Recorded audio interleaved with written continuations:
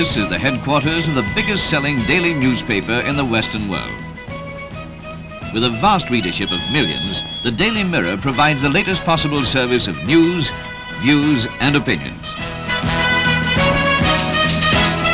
This up-to-the-minute service has become increasingly vital with the extension of European soccer competitions.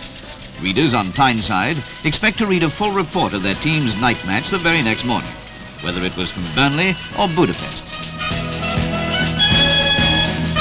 The men who provide this quick communication are the country's top soccer writers. Ken Jones heads the Mirror team in London. In Manchester, where the northern editions of the paper are produced, Derek Wallace is the #1 football writer.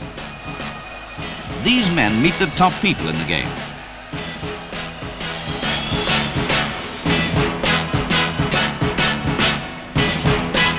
They travel the world wherever top soccer is played.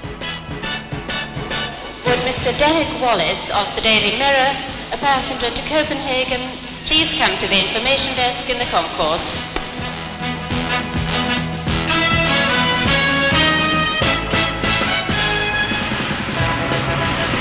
Providing the pictures is a team of expert cameramen. It's the 1971 European Cup final. Mirror man Ken Jones welcomes the mighty Puskás back to Wembley. Now manager of Greek club Panathinaikos, his team meets Dutch champions Ajax in the final.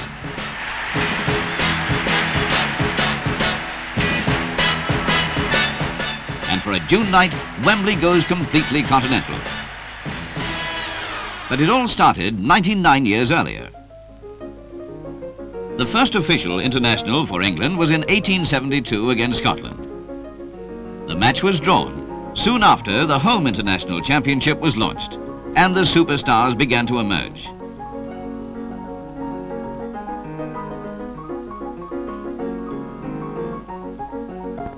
Amateurs G.O. Smith, C.B. Fry and R.E. Foster. An early professional, Steve Bloomer. When he started his career with Derby County, he received the princely sum of 7 and 6pence a week. He's pictured here in the England team of 1895. The referee on this occasion sported a muffler and cap. Skipper Goodall resembled a Mack Sennett character. And players wore shin guards outside their socks. But these were the heroes of the day.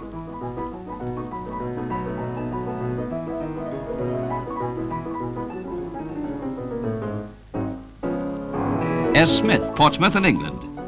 Dan Cunliffe, Portsmouth and England. J. Cox, Liverpool and England. Another English international, Alf Common, first player to be transferred for a 4-figure fee. In 1905, he moved from Sunderland to Middlesbrough for the astronomical sum of £1,000. 4 years earlier, a German team visited England to play 2 representative matches.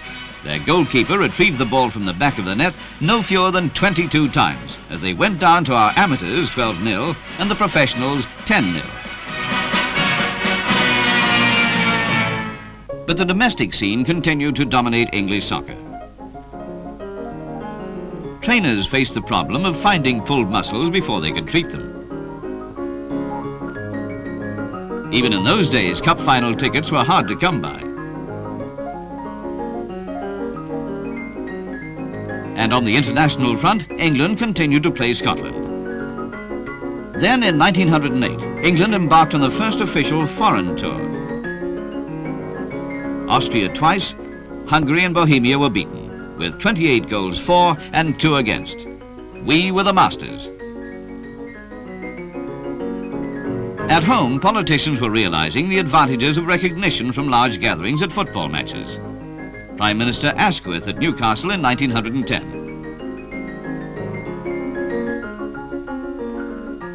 Outside the ground, the unemployed protested, and there was strong police security. Inside, the home club played Bradford City. These two sides meet again in the FA Cup final a year later. The first match was drawn, and they replayed at Old Trafford.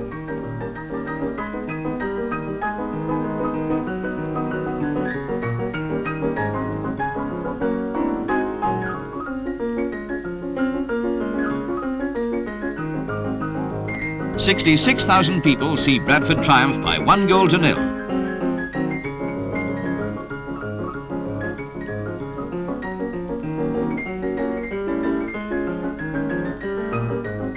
So Bradford City become the first holders of the existing FA Cup.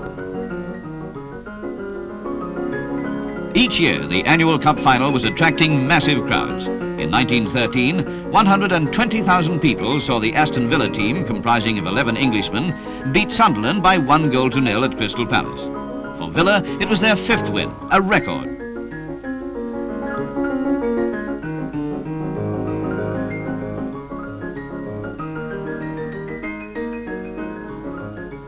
It wasn't until the 20s that England resumed exchanges with our European neighbours.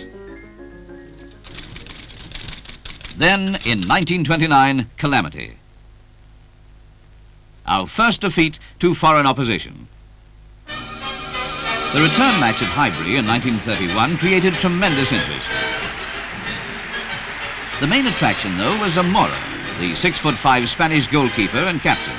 He was known at home as the Blue-Eyed Eagle, and at £30 a week was the highest paid footballer in Europe. But it wasn't to be his day. England scored 7 goals, 3 of them in the first half. Within minutes of the start, Strange passes for Smith to score.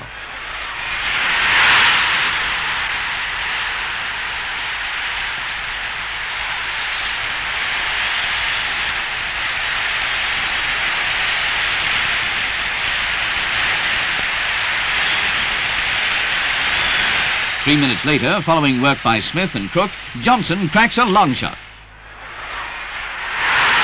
Once more, Zamora is beaten, and Smith completes Zamora's first half humiliation.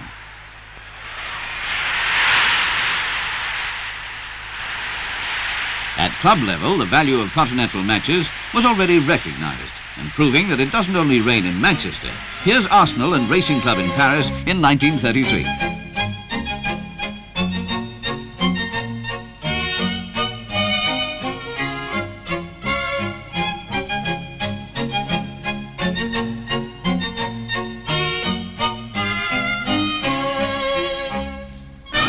England, after beating Spain, scored a revenge victory over France and drew with Italy in Rome. Now it's Scotland at Wembley in 1934. The match marked the retirement of Sir Frederick Wall, long-serving FA secretary, who received a £10,000 retirement present. The maximum pay for a footballer in those days was £8 a week, with £6 for an England appearance.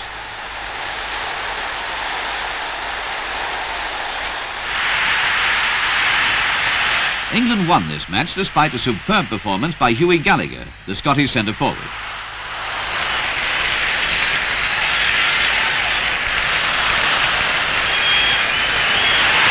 Baston scored England's first goal, and Brook and Bowers added 2 in the second half. The May tour of Hungary and Czechoslovakia looked easy, but both games were lost. Our invincibility was again in question, and the newsreel commentary reflects the concern.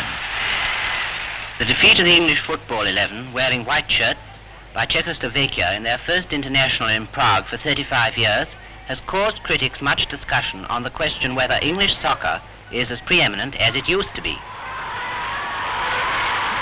Admittedly, the FA team are up against unaccustomed conditions, with the ground as hard as stone and the ball seemingly as light as a feather.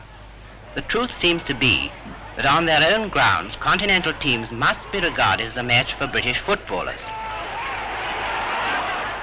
England score the first goal.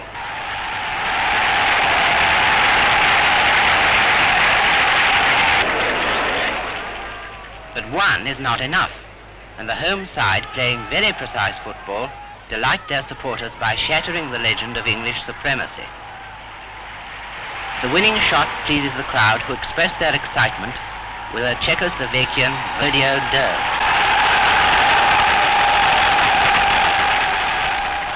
In November 1934, Italy came to Highbury as world champions, having earlier won the Jules Rimet trophy in Rome. England had not competed, and in this match both teams were determined to demonstrate their supremacy. The heated political situation at the time also fanned the flames, and the game, played in the North London Merc, became a battle. It started sensationally.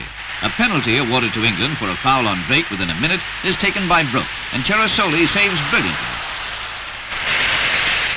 Italy had survived, but were now down to 10 men, with Monty missing all but 4 minutes of the match through injury.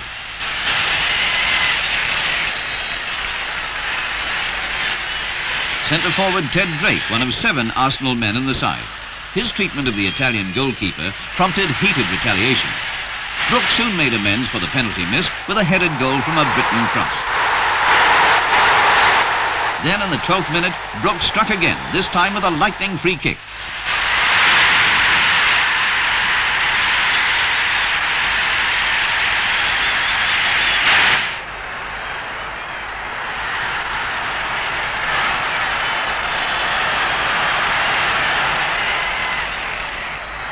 After 14 minutes, Drake put England 3 up. But the belligerent 10 men of Italy scored 2 goals in the second half and came close to saving the match. 1935, England against Germany. It is the hour of the pacifist. The newsreel commentary again captures the mood of the time. Germany kicks off and the keenly awaited match is on.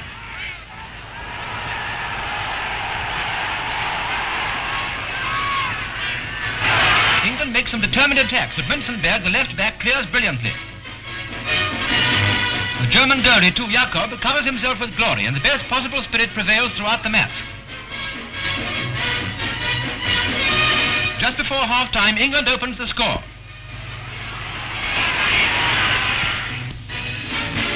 England kicks off in the second half and continues to press. Now an incident, a friendly one. The German goalie on the ground, but not tackled. Now a stroke of bad luck for Germany. The ball netted just off the whistle have gone for offside. The home side is now well on top, and a second goal by Kamsel puts the issue beyond doubt. And a third goal, this time Baston is responsible, clinches the victory and maintains England's unblemished home record against foreign teams after a most sporting match. Well tried, Germany. They were soon to sing a different tune. But in May 1938, the English players were required to give the Nazi salute before their match in Berlin. The result was more of a V sign. Germany were outgunned by 6 goals to 3. The World Cup competition was completed that year in Paris. Dutch East Indies and Cuba took part. But we stayed this side of the channel. Italy retained the title. A year later, Europe was preoccupied by a much larger and more deadly form of conflict.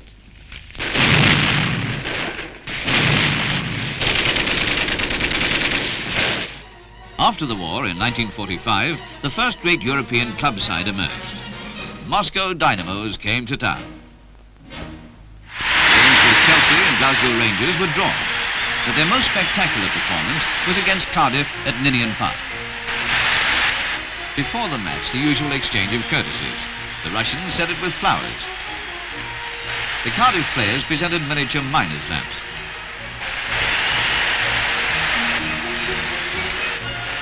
And the Dynamos in long pants displayed a style of soccer that was a revelation.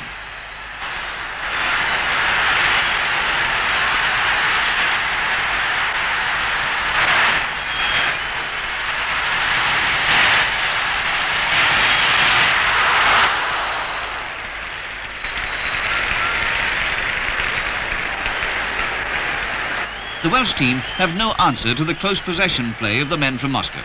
It was no surprise that they had taken the lead after 10 minutes.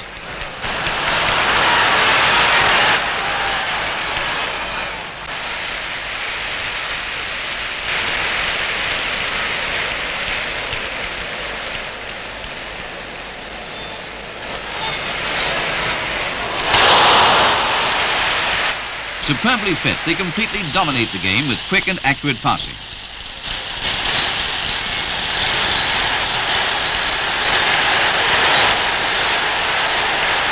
They continue to attack in wave after wave. Just watch the Dynamos dictate the pace.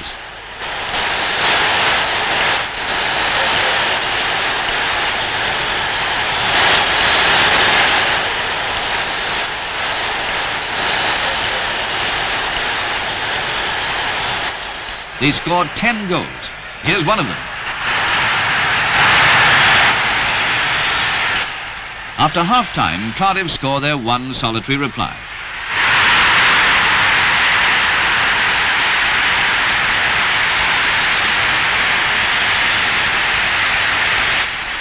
But the Russians are in command. They check a Cardiff attack, and from deep in defence, a scoring chance is created.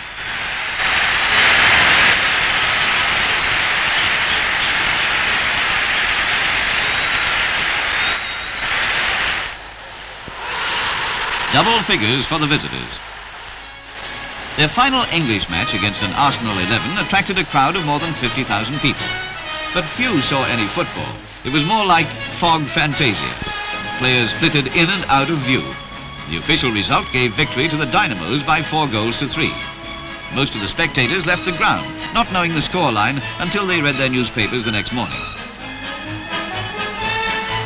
But the newsreel cameras managed to capture one of the goals.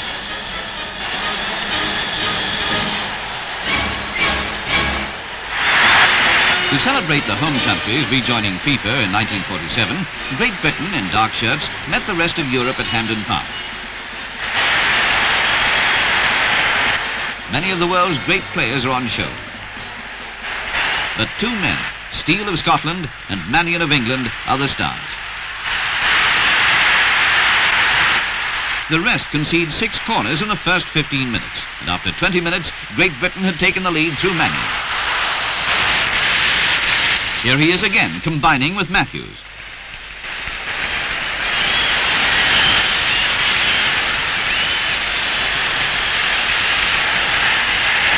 After 23 minutes, the rest hit back. Priest of Denmark beats Hardwick, passes to Sweden's Nordahl, and Swift is well beaten. But Great Britain soon regains the lead. Matthews to Mannion, and Ludi of Czechoslovakia handles.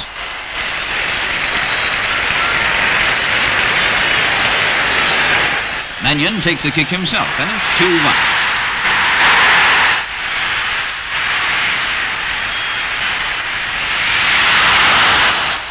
Billy Steele now demonstrates his shooting power, scoring from outside the penalty area. The final score was 6-1. Britain's football future looked rosy. But despite having many talented players to choose from, England's performances in the 40s and early 50s were erratic. Changes were frequent.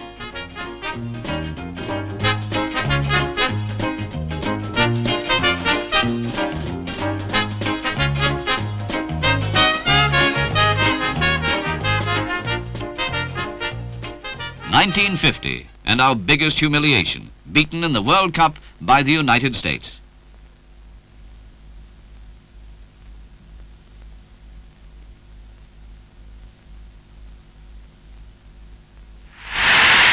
In 1952, the visitors at Wembley are Belgium. A magnificent tour of Europe has wiped away the bitter memories of the World Cup, and England are in a goal-scoring mood. The first, by Elliott after 3 minutes, seemed to go in off several Belgian players.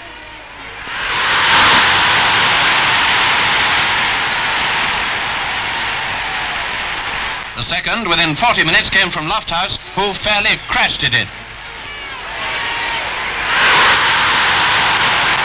Early in the second half, a shot by Elliott went in off Belgium's centre-half to make it 3-0. England's fourth goal came from a free kick by Finney, neatly and surely headed through by Redfern Froggatt. Finally, with 6 minutes left, Lofthouse scored again to make it a 5-goal victory.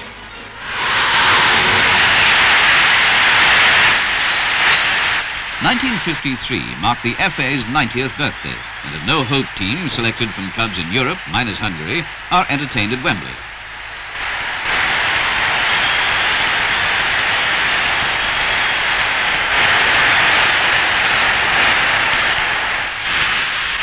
After 3 minutes, England are losing. Eckersley fouls Bukash, and Kubala of Barcelona contemptuously scores from the spot.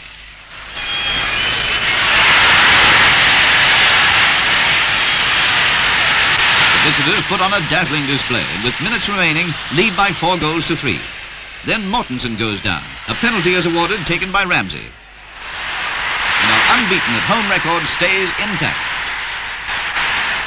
But not for long. A month later, Harold Hassel, then with Bolton Wanderers, was in the England party for the game against Hungary. In the pre-match talk, we were told that although this side played some very good football, they had the typical weakness of all continental sides: they couldn't shoot. Within a minute, Hideguti.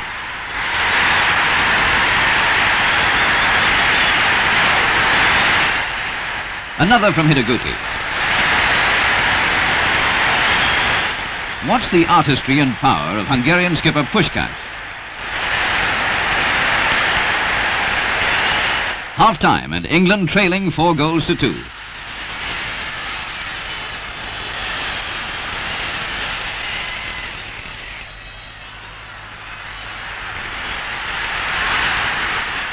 In the second half, Hungary kept up the pressure. This time, it's right half Bocsic.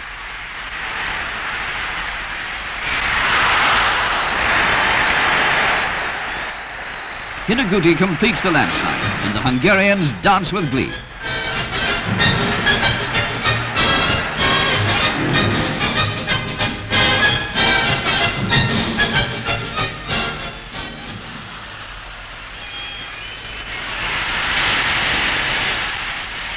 Near the end, England pull one back from a penalty, scored without much fuss by Alf Ramsey, the man who is destined to reshape England's soccer future. In the 1954 World Cup final in Switzerland, Hungary in dark shirts were hot favourites, meeting West Germany. And sure enough, they take the lead through Puskás. Only 2 minutes later, the German defence fumbled and Chibo went through with another.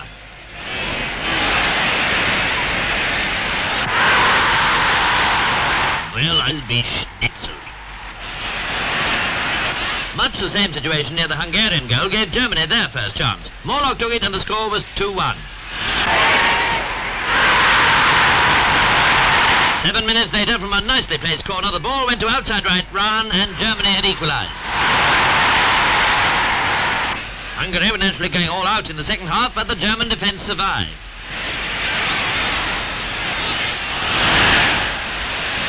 The big surprise came 6 minutes before the end when a long shot from Rahn gave the World Cup to Germany.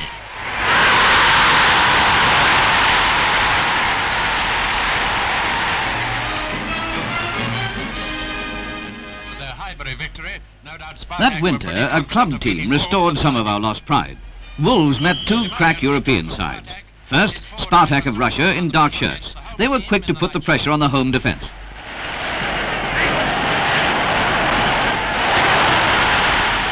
Wolves held out and then swung into the attack, but the first half produced no goals in spite of keen give and take.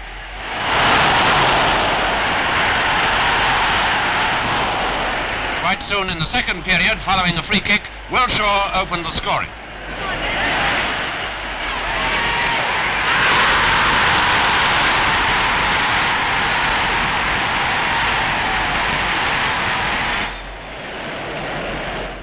More of floodlight football found Spartak making great efforts to equalise. Their failure to do so made it easy to spot the Russians in the crowd.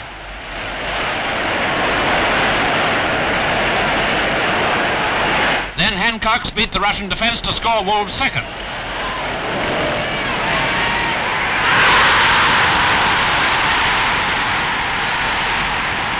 The excitement is terrific, and within a minute Swinburne makes it 3-0. Drills come thick and fast now, for almost at once Hancock's gets another 4-0.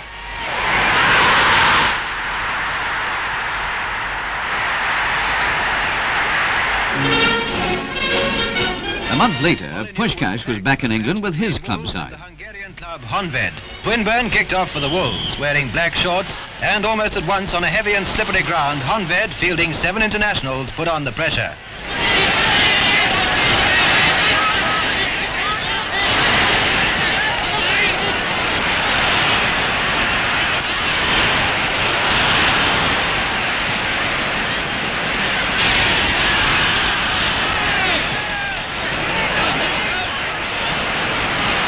Within 10 minutes, they opened the scoring through Kokshish.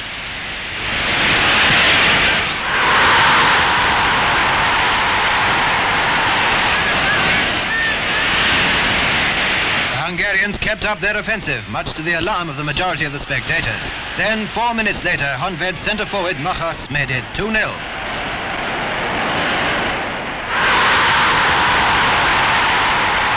Our Wolves rallied strongly and, racing into Hungarian territory, fairly bombarded Farrago in goal. He certainly showed his class during this hectic phase before half-time.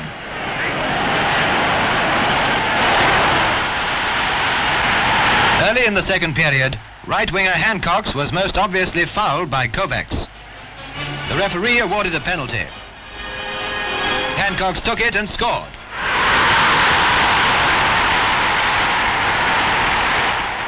For Wolves, the prospect had now brightened and they kept at it hammer and tongs. In the 76th minute, Swinburne equalised.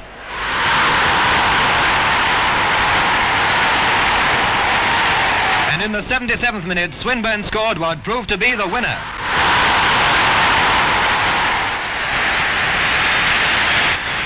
Handshakes at the end, but European matches at club level are beginning to lose the friendly tag.